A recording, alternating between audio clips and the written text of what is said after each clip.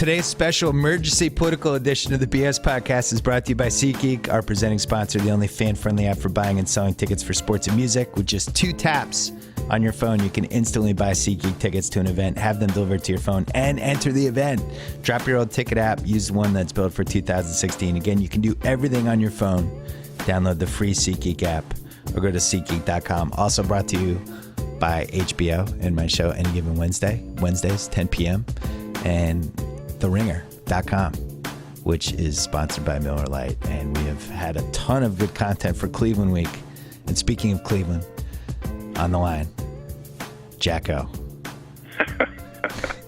Speaking of Cleveland, that's the first time I've ever been associated with Cleveland. It's exciting. You really should have sent me to Cleveland as your RNC, what do you call it, journalist there. That would have been great. I think we would have sent you there, and maybe you don't come back. That's the problem, yeah. I'm just floating down the river. Or you're in jail. Probably, yes. Either is a likely scenario. So people have been asking for your thoughts on stuff. We've had the Keeping It 1600 podcast on the Ringer Podcast Network, and people have wanted JackO. They've wanted the Republican take. You have been on my podcast since 2007. You've established yourself as a voice of the Yankees, as a fan of the Republican Party and a fan of the Pogues. Not in that order. Yeah, right. What was last night like for you when the party had Scott Baio and Antonio Sabato Jr. and then a plagiarized Melania Trump speech? Like, just run us through the gamut of emotions you were feeling. Well, I mean, ever since, just to give you some background, my father was involved in politics on a local level in Hartford. Yeah. And I grew up in a political family. Politics to my family was as the Celtics were to yours. Yeah. So you can imagine if Donald Trump took over the Boston Celtics or if they were bought by Donald Sterling. Yeah. Like what your emotions would be like. That's sort of what my emotions are like. And I've always, having been involved as a fan and, a political aficionado for literally all of my life. And the conventions were always a big thing. And, my father and I would hash it out and talk it over, and we would watch it, that gavel to gavel coverage, and analyze it and do all that stuff. And so, my father has sadly passed away, but I have continued that affinity for politics and through 2012 and what have you. And this year, collectively has been just such Trainwreck can't even sum up just how much of an abortion it is, really. It's just such a flaming disaster. Dumpster fire doesn't even do it justice on how awful it is. So I was going to stay away last night. Basically, since Trump has locked up the nomination, I've tried to avoid political things as long as possible because it's just too heartbreaking for me, frankly. So I wasn't going to watch it, even though I felt just sort of, duty bound as a, fan of politics and student of history and what have you to watch. But I said, I'm not going to watch. There's just not enough alcohol to get me through this. I was going to avoid it. And then I, of course, was on looking at Twitter yesterday. And there was a big convention fight about the Rules Committee, and there's nothing more fun than convention fights like that. I've been involved in some of that stuff on a local level, and it really gets your adrenaline going. And I got all ginned up, and I was so excited. And ironically, speaking of the Keeping It 1600 podcast, I made a joke and said, hopefully Scott Baio can heal this rift. And then somebody said, John Favreau stole your joke, because he made a similar joke. Oh. So I chalked it up to all HC alumni think alike. Yes, there's no question. In retrospect, I should have said he stole, if you like your doctor, you keep your doctor from me. But I was trying to keep it bipartisan for Ringer purposes. So I appreciate that. So 2 HC alums made a similar Scott Baio joke, and I didn't realize, frankly, that Scott Baio was going to be on as early as he was, because I would have tuned in for Scott Baio. I would have tuned in for Antonio Sabato Jr. just for the train wreck aspects of it, like watching a car crash. But I didn't watch that. But then I was following on Twitter, and like an idiot, I turned it on, and I did see Melania Trump's speech, and then I watched General Flynn's disaster of a speech. And then I watched Joni Ernst's empty hall deer in the headlights speech. So I missed Sabato and Baio, sadly. Baio was incredible, and I think he was as surprised as all of us that he got the call. I was saying, we had some of the writers from the TV show. We watched the first hour together, and you have Sabato Jr. and Baio, who could not get a movie made together, but somehow ended up on the Republican convention. I thought that was especially incredible. Like, in Antonio Sabato Jr. probably couldn't get in Sharknado, right? Like Sharknado 6 or whatever we're up to. Bayo like could. He's not even I on feel their like list Bayo to could. call. Well, What's that? Bayo could get into Sharknado 6. Bayo could get in Sabato, Sharknado, no. but they're not calling Sabato Jr., right? I think now maybe. I think maybe he elevated his own status enough. Maybe Sharknado's a possibility now. They can build Sharknado 7 as starring Antonio Sabato Jr. as seen at the Republican National Convention. It's like his credit on IMDb. So I'm a little bummed out that I missed that because literally, like I said last night, I'm like, this is like a Saturday Night Live skit. Because if you had all writers for your show or writers for Saturday Night Live or just anybody who was going to come up with a parody or a satire of politics in the Donald Trump era, and they were to suggest that the opening night of the convention would feature Scott fucking Baio, I mean, the editor would throw it away. They couldn't believe it. They're like, no, not Scott Baio. I think if you and I had been in a room trying to figure out the funniest guests that could have been or funniest speakers for day one, Baio would have made the list, and I think we also would have gone with Josh Saviano from the Wonder Years. I think also would have been on there. He was a running joke for us in high school. It would have been nice to see him again. That's right. It would have been good to see Josh come back again. And tonight they're having Natalie Gulbis. Yeah. About 10 years after she was a thing, the golfer. And then I think tomorrow night they're having some woman who I had to Google, and it turns out she's like on The Bold and the Beautiful or Young and the Restless, like a soap opera actress. And if you're talking about soap opera actresses and it's not Susan Lucci, everyone else is going to have to Google who the hell the person is. Yeah, soap opera star is a tough chyron. I'm disappointed. Another one of my dream speakers, and he's probably not Republican, which why he wasn't invited, but I think Jonathan Lipnicki would have been unbelievable. Would have liked to have seen him now. I heard he's in better shape. He's probably available. Tonight they have Dana White from the UFC, noted Republican and political strategist, so that'll be great. I guess he'll tell us all how, if you buy in on UFC and it really hits it big, you can really make a lot of money in this economy. I'm not quite sure what his rationale is either. They really have Dana White? He's actually relevant. Yeah, at least he's like a well-known name. We had Brian Curtis. We sent him to Cleveland from The Ringer, and he did his first piece last night was about how the celebrities who have been kind of outwardly Republican have just shied away for the most part. It's amazing to me that none of them. For years we had Tom Selleck and Cheryl Ladd. Yeah, that got us through like the Reagan years. But with Reagan, you brought some star power because you had like Sinatra. He had some Hollywood cachet with Reagan, but yeah, we had Selleck kind of his flame star factor kind of burned out. So yeah, then you get into like your with Chuck Norris, a lot of country singers. Always a lot of country singers, but yeah, in terms of actual Hollywood, Gary Sinise I think is somewhat of a closeted Republican. He wouldn't be out there though, or he's. I think the problem is like if you look at this convention, the reason they have Scott Baio and Antonio Sabato, and where normally they would have rising stars of the party and relevant sitting senators and congresspeople, is that they're all running, screaming away from this dumpster fire and figure we're going to take it on the chin in 2016, and we need to stay as far away from this and not be covered in the slime and the ick of this, and let's rebound in 2020. So everybody that would normally be at a convention is running for the hills. Did you enjoy the Trump-Pence 60 Minutes interview? Did you see that one?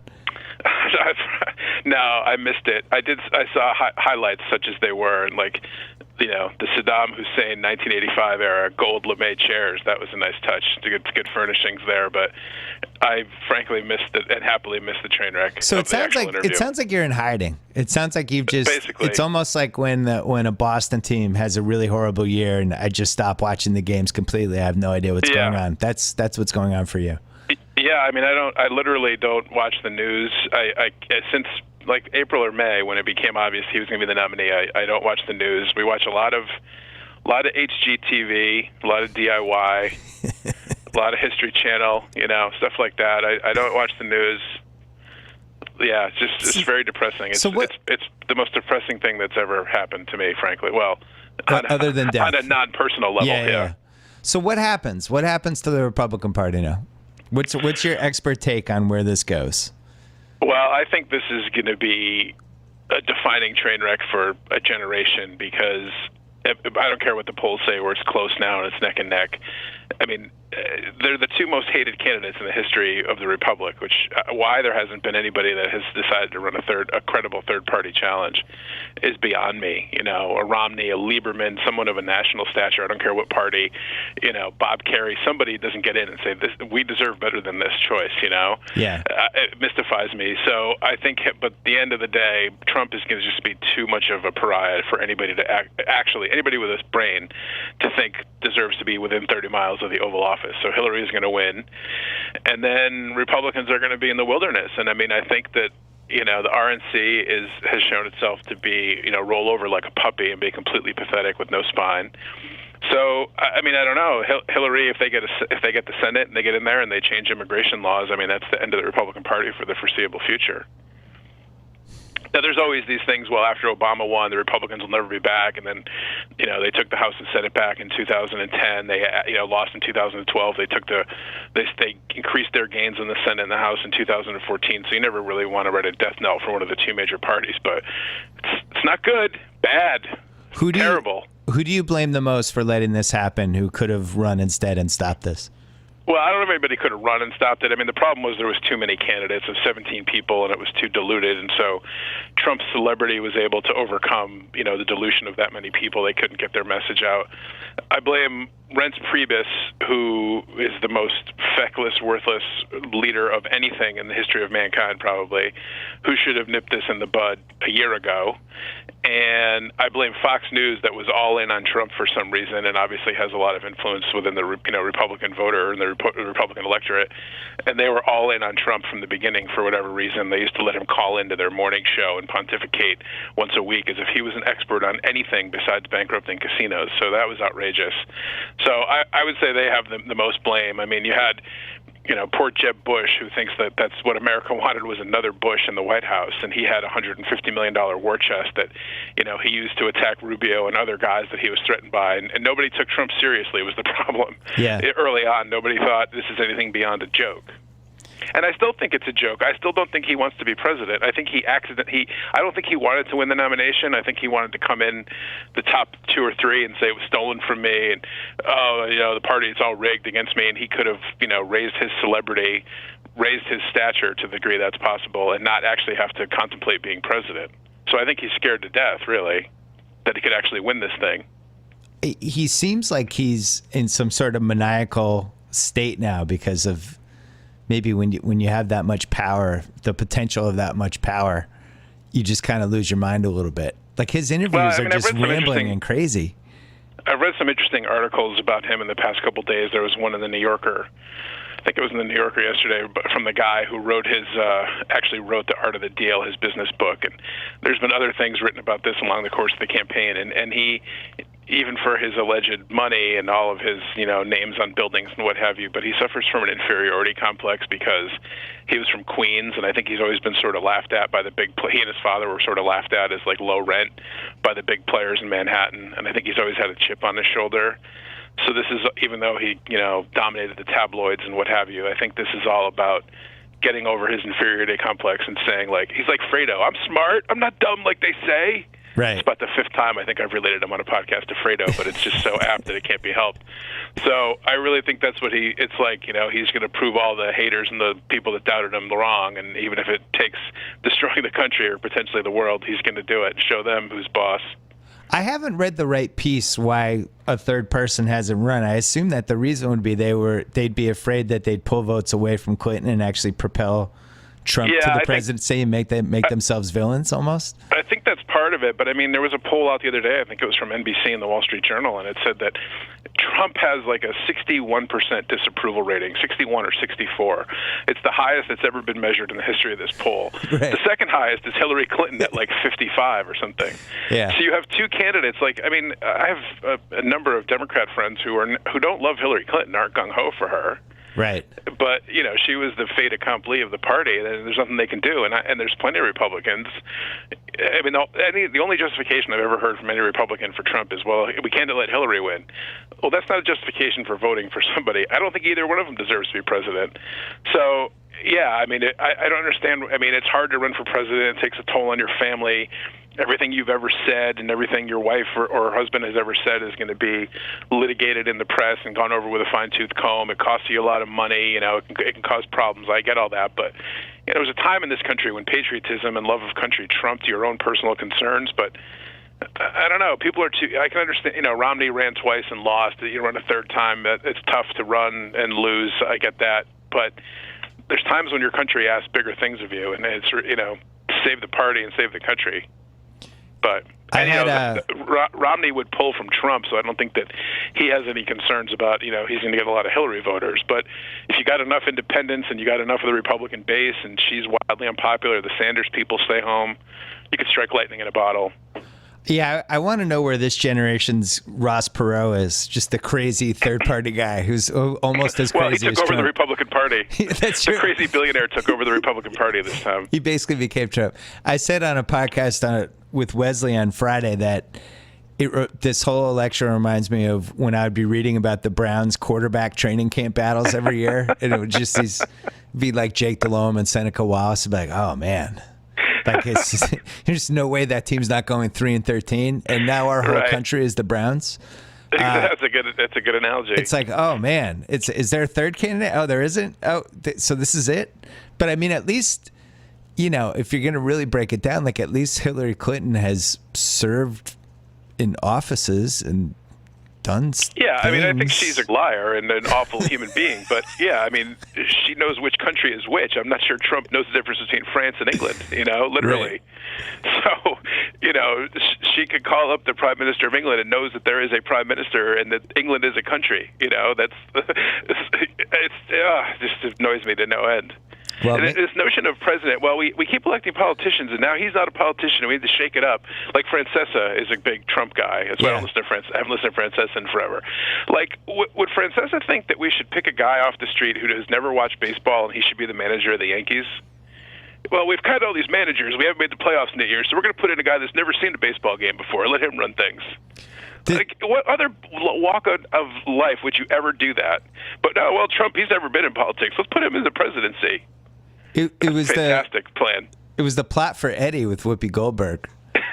I think they did make the playoffs, to be fair. Wasn't she like a Knicks fan though? Yeah. Well, Trump was a fan of power. Yeah, but he has no clue about politics, international relations. He has no clue about the economy. He has no clue about anything. And he might be a bad person. We're going to put him in charge. Yeah. Wow. He's great. He's an outsider. He's going to come in and really blow everything up. Literally, great, awesome. Shoot me. I was reading. There's a book that came out like 9 years ago called The Black Swan, and it was about how when you have these unexpected events that nobody can see coming, and part of the reason they're so powerful is nobody could see them coming, and then the ramifications of those events after, and it's called a black swan. And I was thinking over the weekend, I was like, Trump actually winning would be like a legitimate black swan event. And oh God, yeah. And I Googled it. I was like, "This is a great idea." And I Googled it, and like 40 people have written that piece. Beat you to the punch. Yeah, it was. Well, that's the thing. I mean, if God forbid he ever won, and I never thought he'd win in the primary. So obviously, take my ideas with a huge grain of salt. But I just don't. I can't see him winning a national election. It's one thing to appeal to 30% of the hardcore base of the Republican Party, or appeal to independents that vote in Republican primaries, which is really what put him over the top, and disaffected Democrats and undereducated white lower middle class people. That's who he got in the Republican Party. But I don't think there's enough of those voters to get him over the top in a national election. But God forbid, stranger things have happened. I mean, in this day and age, like if Kim Kardashian could probably get elected president. So if people just vote on celebrity and that's all they know, he could sneak in there. You never know. Would you vote for Trump, Pence, or Sabato Bayo? I would vote for Sabato Bayo, but I think Antonio Sabato, I think I read he was born in Italy, so I think he's disqualified. He can't be under the Constitution. He can't be the president. Do you feel like Melania Trump plagiarized the speech, or was she set up by a speechwriter trying to sabotage the campaign? Well, you know what everybody's all into the plagiarism, and justifiably so, but I saw on the internet today, and I think it was Vox.com, and they talked about the Rickroll that was in there, because there was a line in there, he's never going to give up and never going to let you down or whatever. So there was an old skit on Saturday Night Live where Chris Farley was like a guy that kept relapsing, and Phil Hartman was his father, and he kept trying to get him jobs. And there was one where he was like delivering organs, and he brought in like a liver from the Stop and Shop, like wrapped in plastic, and then he was like kept screwing up. And I think the speechwriter was just like, "Oh my God, is that speech due today?" So he's like, "Oh shit," and he's like Google's first lady speeches, copied it, and then threw in some Rick Astley, like, here it is. Or he's just trolling everybody and is going to become a I would love hero. if it was a troll, like there's a never Trump person in there, and it was just like, let me see what I can get away with. If there was ever a campaign where somebody could have inserted himself in the campaign as a saboteur, this is the one. All you have to do is say, "Oh, Mr. Trump, you're so wonderful. You look wonderful today," and he'd be like, "Hire that man." So great. Well, we might check in with you later in the week if you haven't moved to Canada yet. Okay.